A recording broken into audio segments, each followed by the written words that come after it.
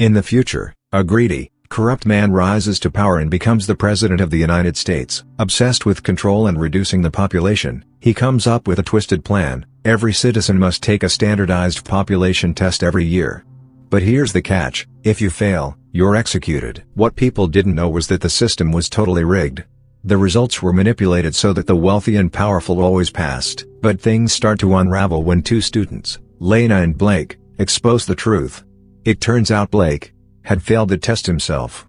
He, along with countless others, was marked for execution. What the public didn't know was shocking. Instead of being executed, these students were secretly shipped off to a hidden underground labor facility. There, they were forced to assemble electronics like phones for a powerful Chinese corporation known as Assure Global, a company making massive profits off this dirt cheap, exploited labor. Blake, along with the other students who had failed, arrives at this mysterious place.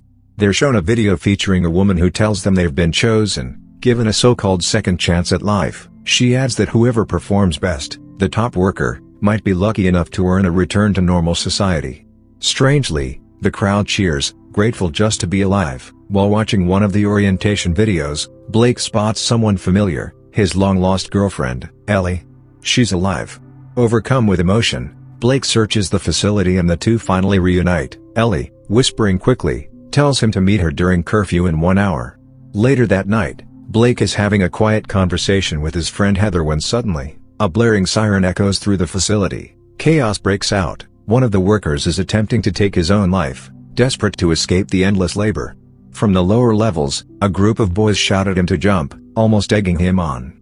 Their leader is a guy named Gage. Just as the worker leaps, guards rush in and deploy a safety net, saving him at the last second. Later on, Cage shows up at Blake's living quarters. He doesn't come in peace. He tells Blake that Ellie, someone Blake clearly cares about, is now his girlfriend, and warns him to stay away. The next day in the cafeteria, Ellie sits alone, looking uneasy. Cage walks over, plants a kiss on her, and you can see she's clearly uncomfortable. From across the room, Blake and Heather witness everything but feel powerless to intervene. Cage and his gang are known as the Worthy, a hand-picked group selected by the company to oversee and control the other workers. Once they leave, Blake walks over to check on Ellie, but she's terrified. She begs him to go, scared for his safety, and sure enough, moments later, Cage's men appear and threaten Blake, warning him to stay away from her. Blake puts up a fight against the men, but before long, Cage steps in and easily takes him down. Blake and Ellie manage to escape the chaos in the cafeteria, but their run is short-lived. Security named Mason King catches up to them. In a brutal move, Mason grabs Blake and twists his leg until it snaps. Back in Texas, the town gathers for Blake's memorial. The public believes he's dead after supposedly failing the test. Reporters swarm the scene, trying to get a statement from his father, the president, as he leaves the service. Meanwhile, Lena is catching attention from the media after she exposed the corruption behind the test's rigged scoring system. Reporters push for a comment from her too, but she brushes them off. The scandal has seriously damaged Dean's reputation. He tries to shift the blame onto Mason King, who oversaw the exam process. But the DPC isn't buying it. They've assigned a private investigator, Agent Joanne Morris, to dig deeper. The very next day, Agent Morris pays Lena a visit at her home. But Lena keeps quiet, offering no useful information. Before leaving, the agent hands her a card, just in case. Moments later, someone else knocks on Lena's door. It's Jack, a security guard, delivering a message. President wants to meet her. Later on, we see Lena visiting Dean, who reveals he wants her to join his next presidential campaign team, but Lena flat out refuses and walks away. On her way out, she runs into Georgina Preston, the CEO of Assure Global. Now, Assure Global is the company backing Dean financially, so naturally, Georgina and Dean are closely connected. Georgina makes a vague but unsettling suggestion, that Lena should reconsider the job, for the sake of her younger siblings. As Jack drives her and her siblings home, things take a dark turn. He drives past her house, and before she can react, a strange gas fills the car, knocking all of them unconscious. Lena later wakes up in what looks like an abandoned construction site. Jack is there, along with a few other people, including Miss Cole, Corinne's school teacher. Jack and Miss Cole are part of a secret group called The Fight, an underground movement working to stop the population control testing once and for all. If Dean wins in another term, the testing system will never stop, which is why they need Lena. They ask her to accept the job Dean just offered so she can work undercover as a spy. After thinking it through, Lena agrees to help. Meanwhile, her best friend Kellen lands an internship at a major news network, working alongside reporter Wendy Banks. That same day, while digging into the aftermath of the executions, Kellen makes a disturbing discovery: no one actually deals with the bodies afterward. Later that night, Kellen visits Lena and convinces her to meet him at the cemetery.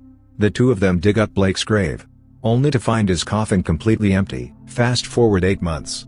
There are just 2 weeks left until the big election. Dean has been campaigning hard, and Lena has stayed by his side, still feeding intel to Miss Cole behind the scenes. That day, Lena meets Miss Cole at a remote construction site, visibly frustrated. She lashes out, accusing them of failing to keep any of their promises. But Miss Cole reassures her, they've finally found the key. All the crucial information they need is on Georgina Preston's computer. They hand Lena a special device that will give them access to Georgina's files. While all this is happening, Blake and the others have been stuck inside the labor camp. Blake's leg still hasn't healed properly. He walks with a limp. He hasn't had any contact with Ellie during this time either. One night, while Blake is fast asleep in his bunk, Cage and his crew sneak into his room. They gag him and brutally beat his injured leg again, leaving him in agony. It's finally election day. Lena drops her younger siblings off at Miss Cole's, then heads straight to the Ashura building, where Dean and his supporters are anxiously waiting for the results to roll in. Back at the incubator, Blake is watching one of Cage's brutal matches. But then, out of nowhere, he steps into the ring himself, challenging Cage in front of the entire crowd.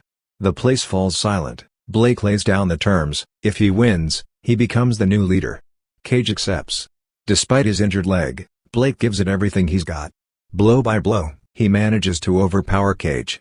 The crowd erupts, chanting his name. Against all odds, Blake comes out victorious. After the fight, Blake rallies Cage's group and tells them the truth. None of the kids from the population test were ever killed. They were all sent here to work as cheap labor. The promise of being reintroduced to society? A complete lie. It takes some convincing, but eventually the group agrees to team up and fight back. Blake and one of the boys head out to rescue Ellie. The others make their way to the cafeteria to start putting their plan in motion. Cage starts a fight with another guy to distract the guards. Their plan works. Chaos erupts as more workers join in. The noise reaches Mason, who rushes over with backup. Meanwhile, Jake and Ellie disguise themselves as nurses and make a run for it through the camp. Mason is right on their heels. They spot a ladder leading to the top of a tunnel, climb up, and finally make it out. Overjoyed, they celebrate, until Mason catches up and attacks. Meanwhile, Lena makes it to the BNC News Center and hands Wendy Banks the evidence. The two jump into a chopper and head straight for the incubator. Live on air, they broadcast Mason battling Blake. Watching from afar, Dean is shocked, his son is alive.